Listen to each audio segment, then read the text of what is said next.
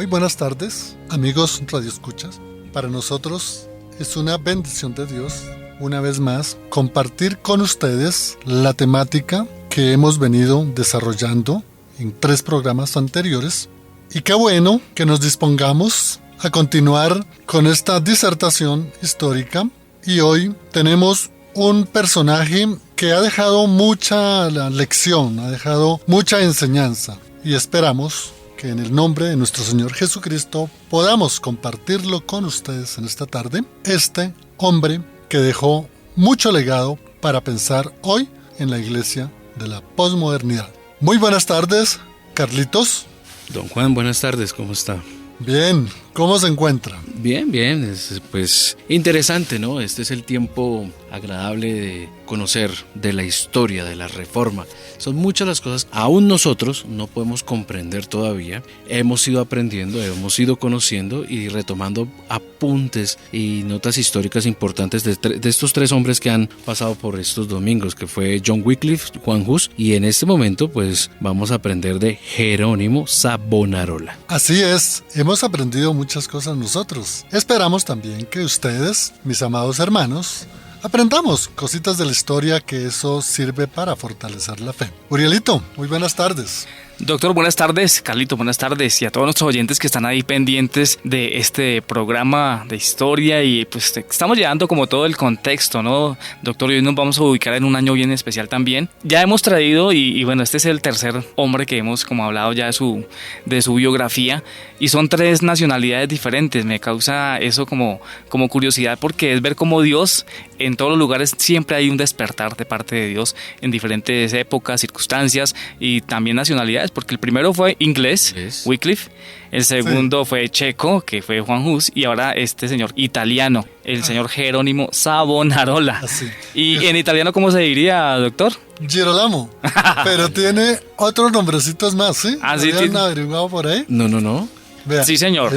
El nombre completo de él era Girolamo María Francesco Mateo Savonarola. Sí, señor.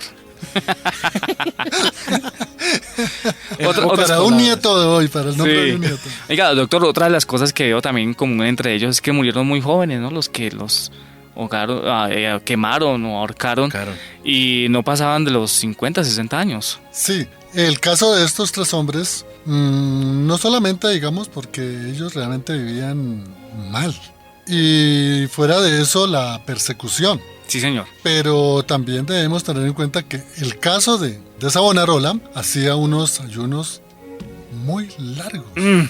Sí. Que dice el cronista, había momentos que no se podían ni siquiera levantar porque el cuerpo ya había perdido toda vitalidad. Todos los nutrientes. Exactamente. Y también dice que era un hombre de mucha oración. Eran hombres totalmente entregados a la oración, porque precisamente en esa época, desde luego que eso nació en siglos pasados, era el monacato. Monacato eran esas casas, esos conventos, esas fincas, en donde llevaban allí los padres pequeñitos. ¿Qué tal nosotros hubiéramos tocado vivir esa vida? Nos hubieran llevado chiquiticos. O sea que el niño no tenía como la forma de decidir, sino que se me queda acá. Y quedan ya... Se va para allá. Eso era parte de la formación de la filosofía escolástica, que se llama. Bueno, pero en realidad de la niñez o de los padres de Savonarola casi no hay documentos, casi no se habla de la historia de ellos. Sí, mire que no se encuentra, solo encontré un documento en donde se decía que pues nació de una familia muy acomodada. Sí, señor. El padre o el abuelo era médico. Sí, señor. Y el padre servía en la corte. Entonces pertenecían a una clase social alta. Pero se dice que a los 18 años inició sus estudios de teología, en donde se corrobora lo que decíamos anteriormente. Esos peladitos los llevaban de 10, 12 años al convento, y ya después de los 18 años empezaban sus estudios teológicos. Empezaban ya prácticamente a hacer para ser frailes, curas, sacerdotes, todo esto. Era una carrera, ellos no tenían la posibilidad de escoger. Así era. Además que, bueno, Savonarola era de Ferrara, ¿no? De esta ciudad, de Ferrara, en Italia. Una ciudad muy conocida, porque donde usted vaya a una catedral colombiana. Sí, señor. Y encuentre un templo de esos casi igual que la Basílica de San Pedro en Roma, van a encontrar las columnas internas con mármol. ¿De dónde es ese mármol? Traído de las canteras de Carrara.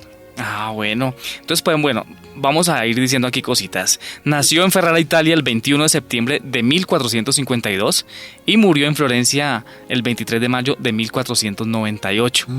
¿Cierto? Sí. Entonces, ahí vamos viendo cómo, mire, me interesa también esta fecha, 1498, doctor y Carlitos, porque eso coincide con el descubrimiento de América, ¿no? Okay. Entonces, mientras ellos ya estaban hablando ya de reforma y que tenía que cuadrar un poco de cosas, aquí hasta ahora estaría llegando, como digámoslo así, el evangelio por parte de los españoles, que cuando querían también a las tribus indígenas vinieron a colonizarlas y a imponer el cristianismo por parte de España. Así es, y digámoslo, el inicio de la edad de la oscuridad aquí en nuestro territorio. Sí, señor. Mientras allá estaban ya con el Renacimiento. Es correcto. Iniciando la edad moderna. De ahí se puede decir, doctor y Carlitos, el atraso que tenemos nosotros en cuanto a todas esas cosas de tecnología, en fin. Hay muchas cosas, ¿no? Exactamente. La corona española hizo todo lo que correspondía entre la legislación de las Indias, que se llamaba. Sí, señor. El de precisamente enviar desde España al virrey, que era una extensión del rey, y acá el virreinado prácticamente mantuvo durante más de 400 años una época que podríamos para nosotros denominarla la Edad Media. Sí, señor. Hay que rescatar también que desde muy joven, pues uno que como lo decía el doctor, inculcó a Jerónimo Savonarola fue pues su abuelo, un médico muy distinguido, sí, con una devoción y una rectitud total, una rectitud moral. De este abuelo, Savonarola había recibido principios que nunca lo abandonaron jamás y que lo llevaron, cuando éste todavía era joven, a unirse a la orden de los predicadores de Santo Domingo. Así es, y otros daticos muy, muy buenos que nos ubican en la época eran los personajes de la época. Mire, teníamos en Francia a don Carlos VIII. Sí. El emperador. Pero teníamos en Italia y especialmente en Florencia una familia muy rica que se había adueñado de muchos terrenos durante la Edad Media, y era la familia de los Medici. Los Medici. O sea, Don Lorenzo Medici. Lorenzo Medici. Y luego su hijo, el señor Piero. Pero también había otro gran personaje de la época que eran los papas. Estaba el Papa Inocencio VIII. Y también estaba el Papa Alejandro Borgia, el español, el que hizo una cantidad de cosas que al uno mirar las películas o los historiales de él, eso es lo más horrendo que puede ocurrir en la historia. Lo que estamos rescatando y aclarándole a nuestros oyentes, no estamos en contra de la iglesia tradicional o católica, sino que en los libros de historia está todos los papas, y si usted mira el listado de todos los papas que se han presentado, en muchos solo está el nombre, pero porque no dicen todas las barbaridades que hicieron. Pero en esto hay que aclararlo, que en la historia está y no podemos quitar la historia. Vamos a mirar un poco la parte de su pensamiento. Entonces, Carlitos, ¿qué decimos del pensamiento del señor Savonarola? Entre tanto, en el movimiento reformador, Sí, llegó a su apogeo en Florencia, aunque se ha dicho que Savonarola era un monje oscurantista, y la verdad es todo lo contrario. El fraile dominico se oponía a las letras renacentistas como excusa para que toda clase de excesos morales y en un retorno al paganismo. O sea, él estaba en contra de todo eso. Además, porque su actitud hacia el estudio mismo fue siempre positiva. O sea, él le fascinaba estudiar y le fascinaba orar. Y él siempre promulgó algo importante en su vida: la santidad. Él siempre se caracterizó por eso. Entonces, a veces siempre eso, recordemos que si a un cura le decía sea santo o busque la santidad, y él veía las cosas que pasaban con los papados, pues no propiamente no iba a ser importante y querido. Además que lo empezaron a invitar, porque dice la historia que lo invitaron a a una población, no recuerdo bien cuál es esa, y él empezó con su oratoria a decir las cosas, a hablar tanto de estas cosas, que ya se les convirtió fue en un problema para ellos. O sea, Sí, señor. empezó a atacarlos, pero en sentido de que era dirigido hacia la escritura. Y ahí fue cuando se molestaban, se incomodaban. Entonces ellos creían que antes iba a ser una ayuda, fue un problema para ellos. Un problema para ellos. También podemos destacar, doctor Sí. Carlitos, que él fue influenciado, pues primero el abuelo, ¿no? Sí, Y el abuelo también y el papá pues querían que fuera médico, pero él se fue más, orientó más por los diálogos de Platón, se fue más por este lado de la filosofía de Platón, sí. y después llegó también y se fue encaminando como en la enseñanza de Aristóteles y de Santo Tomás, fueron como claves Así ahí es. en la vida de... Así es la formación Sí, señor. de estos tres personajes que hemos abordado, especialmente el de Savonarola. La fuente de conocimiento de ellos fue el pensamiento escolástico. Sí, señor. Sí. Escolástico, para las personas que a veces no conocemos con precisión, viene de escola, y escola significa escuela. Sí, señor. Entonces esa era la escuela de la época de la Ujú. Edad Media. Y lo que dijo Aurelito, lo que se enseñaba allí Ujú. era a Santo Tomás, a San Agustín, a San Buenaventura. Ujú. Y retomaban el pensamiento platónico, que fue lo que hizo Agustín y Santo Tomás, fusionar el pensamiento cristiano o el pensamiento de la Sagrada Escritura con la filosofía. Pero mira, importante lo que decían Carlitos Yuriel. Claro, Savonarola, su punto, digamos, ¿cómo es su objetivo mejor? Sí. Era la corrupción papal que existía Ujú. en la época. Y la corrupción también de las monarquías. Sí. Ni siquiera era la parte, digamos, del pueblo, porque el pueblo estaba llevando el bulto, trabajando para darles toda esa pompa, toda esa comodidad, todos esos bienestares, y el pueblo para ellos no le interesaba ni una coma. Ahora, es muy importante mirar cómo ese pensamiento de Savonarola realmente tuvo una repercusión no solamente en los frailes, Sí, señor. sino que él enseñó a los frailes para que los frailes salieran cuando tenían la oportunidad del convento o del monacato y enseñaran al pueblo. Sí. Y esto tuvo una repercusión tan amplia que inclusive llegó al pensamiento de los humanistas. Y es más, los mismos seguidores de San Francisco de Asís, Sí, que era señor. una comunidad muy dada al trabajo del cuidado de las gentes más vulnerables, se convirtieron en un admirador de Savonarola. Y digamos que en conclusión, el pensamiento que Savonarola influye en la Reforma fue realmente la de acabar con todos los privilegios, Sí, señor. tanto del papado como de los príncipes, y hacer que el pensamiento del pueblo, llevando las escrituras a sus lenguas originales, conocieran lo que decía la palabra de Dios. Y ese hombre, Savonarola, con su carácter fuerte, porque lo fue, se fundamentó básicamente en que el pueblo tenía que conocer las Sagradas Escrituras. Y eso es como el enfoque de los tres personajes que hemos abordado, ¿no? Así es. Volver a la escritura y que es regirse uno por la escritura.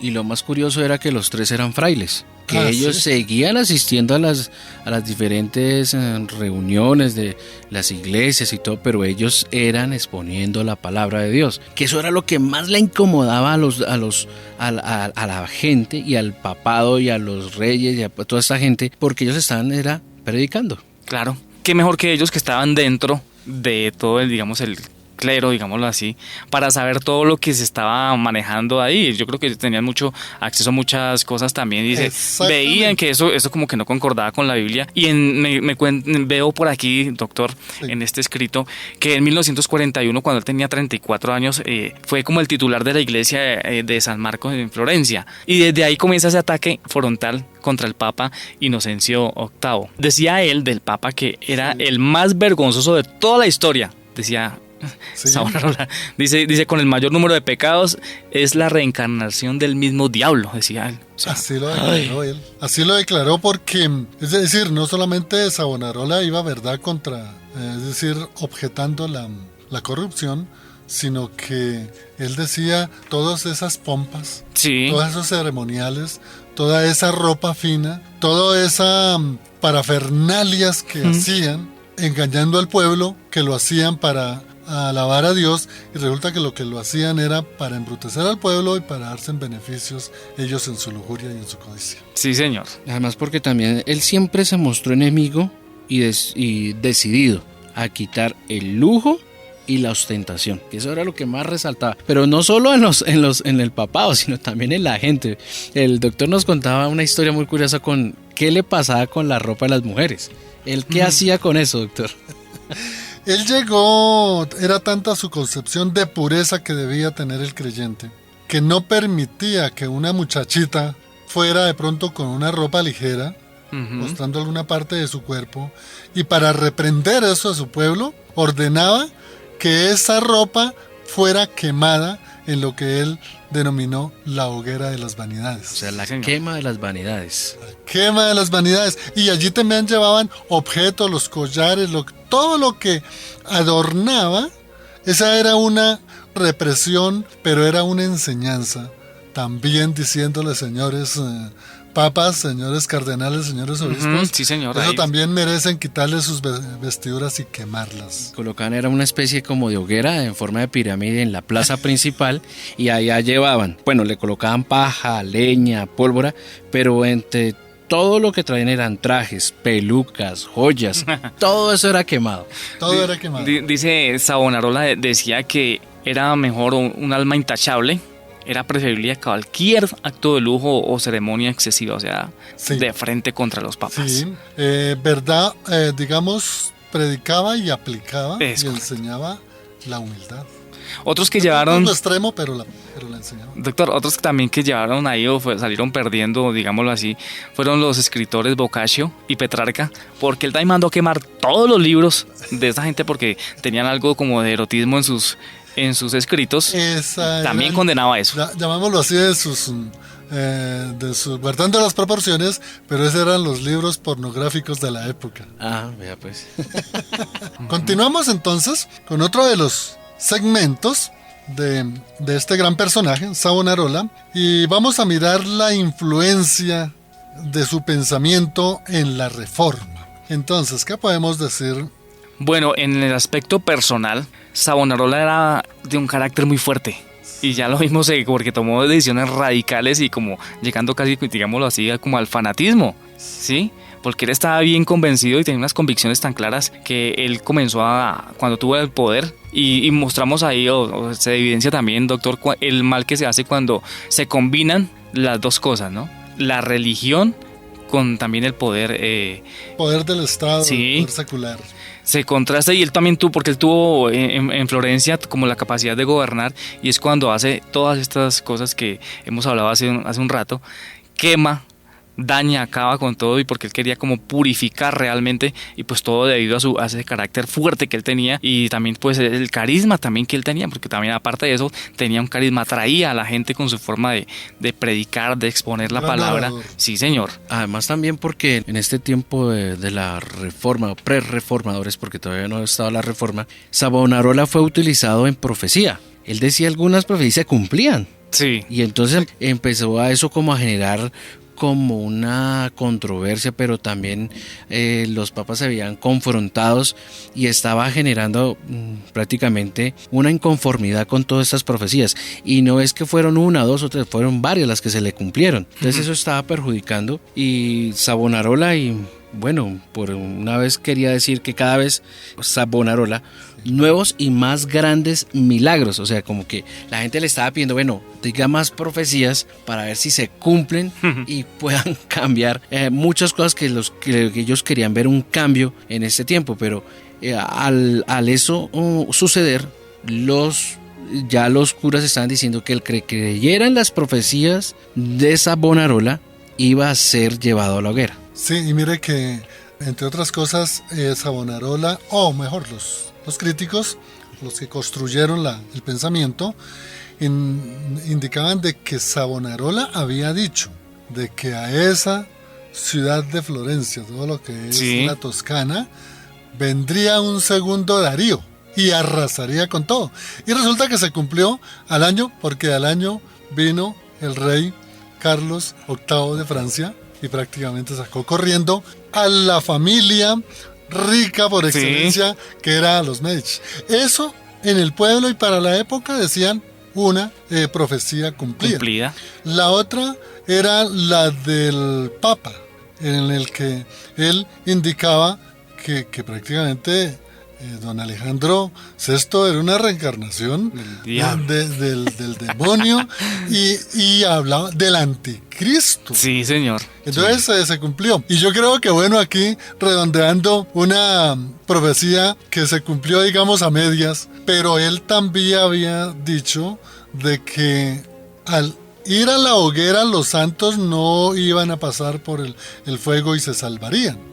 Y eso quedó en el inconsciente del pueblo, y resulta que cuando surgió por allá otro confrontante, otro enemigo de Savonarola, echaron, digamos así, una especie de apuesta y dijeron, bueno, vamos a ir al fuego, que hagan la hoguera, lo que decía Carlitos, todo eso, y vamos a ir.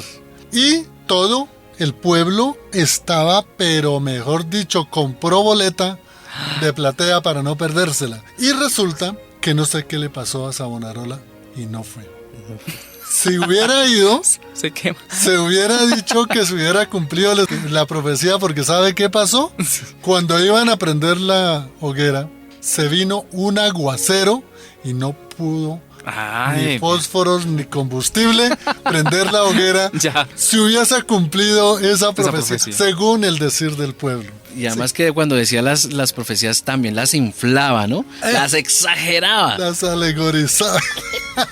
A él se le comparó como con Lutero, en la denuncia que él hacía tan de frente a la corrupción de la Iglesia Católica. Así es. Se influenció también. La valentía de él de decir las cosas por su propio nombre a la persona con su propio nombre. Yo creo que toda esta influencia del pensamiento de Savonarola a la Reforma estuvo primero en la valentía de mantener la firmeza de criticar la Iglesia Católica. Mire que cuando nombraron a Savonarola de maestro de capilla de San Marcos, que era la catedral por excelencia en esa época, los frailes de su comunidad le dijeron, bueno, su señoría Savonarola ya lo van a nombrar a usted, ya lo nombraron prior. Sí, señor.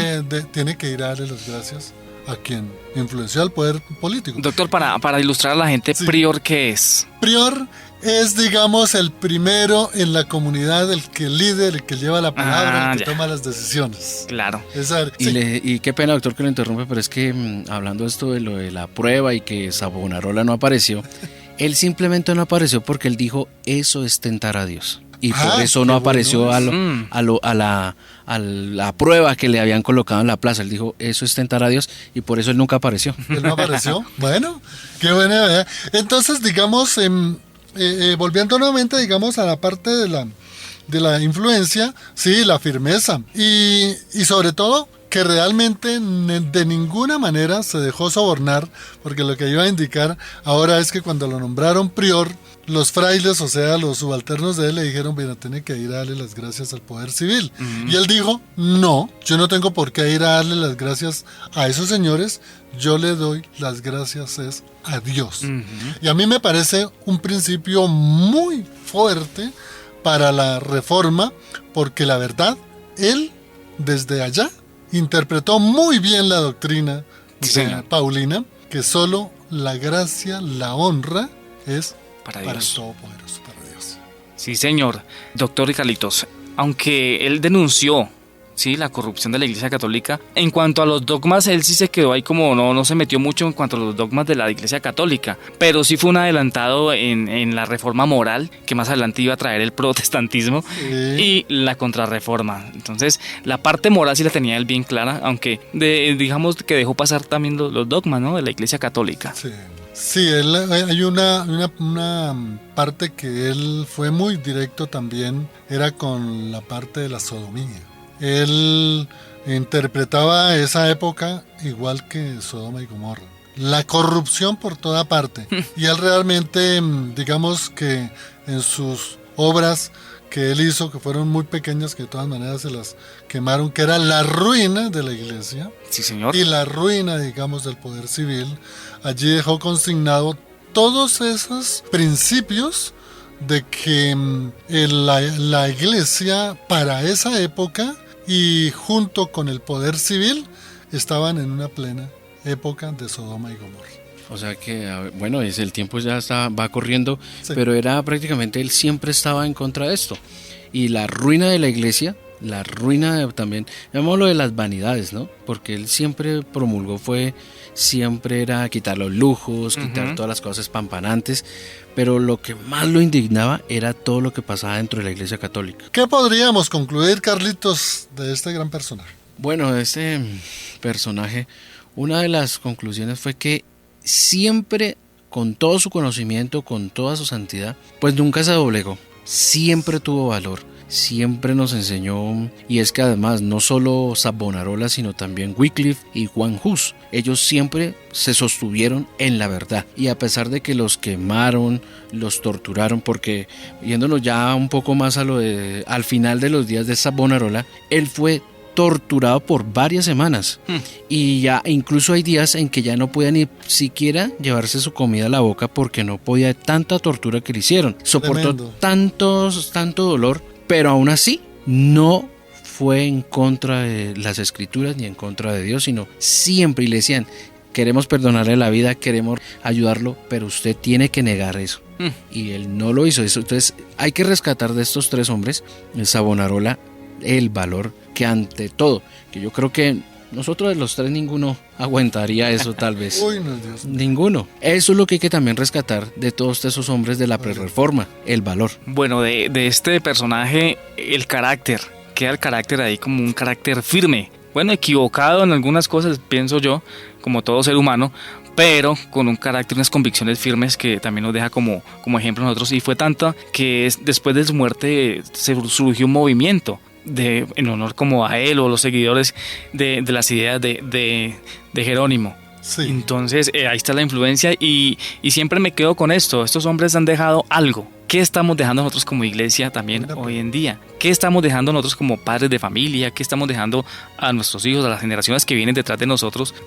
¿Qué están viendo en nosotros? Y además que usted decía algo muy acertado, Uriel, es que carácter, pero también los principios que tenían. Es que cualquier viento de doctrina nos deja llevar por cualquier cosa, y muchos cristianos están desertando, están diciendo: no, esto está equivocado, porque no tienen esos principios, no tienen esas raíces firmes. Exactamente, uno de los valores que podemos aprender de ellos, y gracias Urielito y Carlos por hacer como una conclusión de las tres personas, porque tienen muchas cosas en común denominador, y lo que debemos a estos tres grandes personajes, Wycliffe, Hus y Savonarola, fue su plena convicción de que la única fuente de conocimiento para la salvación de las naciones, para el ejercicio de los principios de la igualdad, es las Sagradas Escrituras. Así es.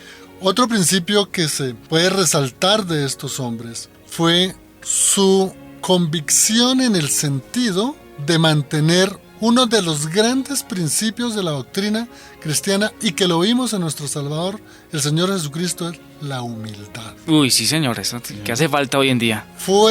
Qué gran principio que nos hace falta hoy. Esa humildad en el sentido de desprendimiento de los bienes materiales. Antes como que se les fue la mano porque hacían mucho ayuno, y hacían muchas cuestiones de penitencia, y eso afectó a la salud de ellos. Pero otra de las grandes aportes de estos hombres, podríamos decirlo, es la claridad con que ellos dijeron: el Estado allá, es decir, lo secular, lo profano, lo religioso, las convicciones en un ser superior acá, y eso no tiene que mezclarse, porque eso lleva a la corrupción. Sí, señor. Yo creo que estos principios de estos tres grandes hombres quedan muy claros en nuestra vida.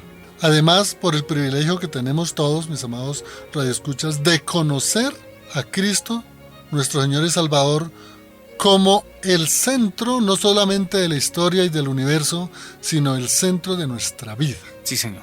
Nosotros, nuestros mirada, nuestros sentimientos, nuestro ser, nuestros pensamientos tienen que estar en Cristo.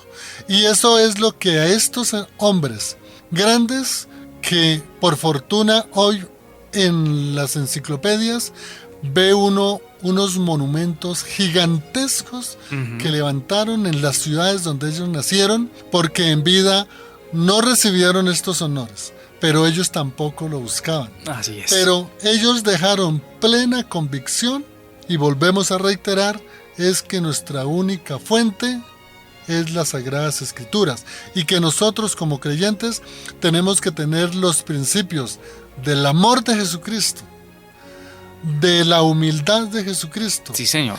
y de ese servicio al ministerio de Jesucristo que es la iglesia.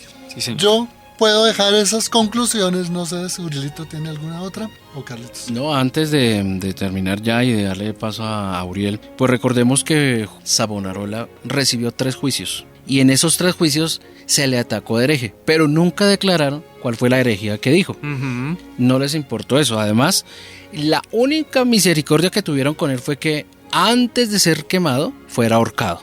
Eso fue lo único que fueron complacientes. Además, que después de que fue quemado, sus cenizas fueron echadas al río Arno, Sí, para sí. que sus seguidores no las recogieran y de Era el pronto rastro. las tuvieran como las- amuleto como- o como de recuerdo, reliquias exactamente. Ajá.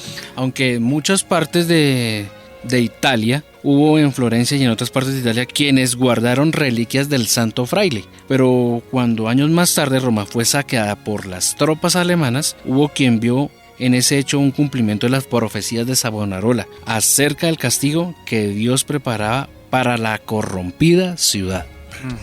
Qué bueno, mis amados radioescuchas, se nos agotó el tiempo. Solo queremos hacerles una vez más recordar el nombre de estos 3 grandes hombres, que fue Juan Wycliffe en Inglaterra, Sí, señor. inglés, Juan Hus en Checoslovaquia Sí. y el señor Savonarola, italiano.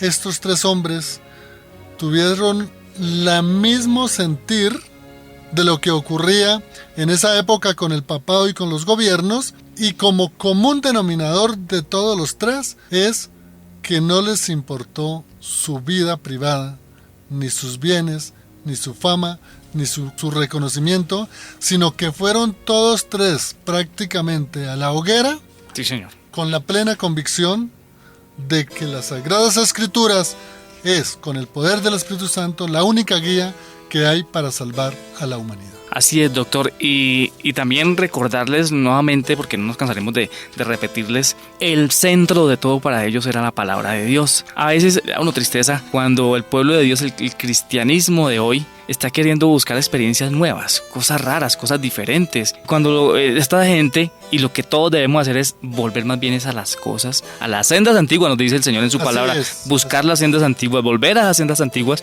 y dónde están ellas ahí en la palabra de Dios está relatada. No necesitamos cosas raras, ni cosas nuevas, ni novedosas, ya todo está escrito en la palabra de Dios. Entonces también dejar eso como invitación a los oyentes. Sí, señor. Nosotros Carlitos. hemos olvidado también de Erasmo de Rotterdam, ¿no?